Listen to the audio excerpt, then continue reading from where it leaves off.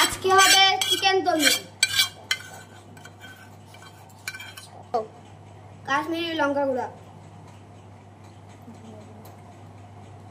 ধনে গুঁড়া,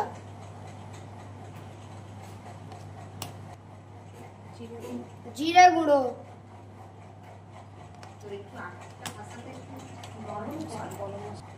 সানরাইজের গরম মশলা গুঁড়ো,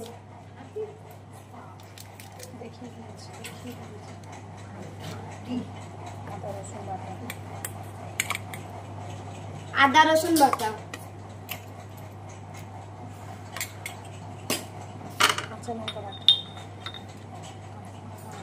কাঁচা লঙ্কা বাটা,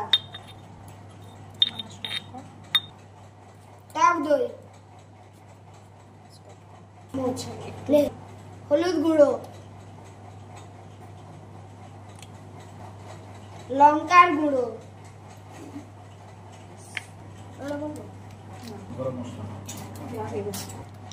সানরাইজের গোলমরিচ গুঁড়ো। এবার সবগুলোকে একসঙ্গে মেখে নেওয়া হবে।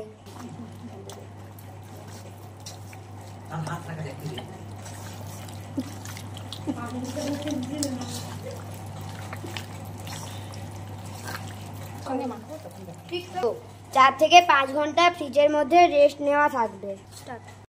4 থেকে 5 ঘন্টা রাখার পর 1 মিনিট ফ্রাই করে নেওয়া হলো। তারপরে লোতে থাকবে 25 মিনিট।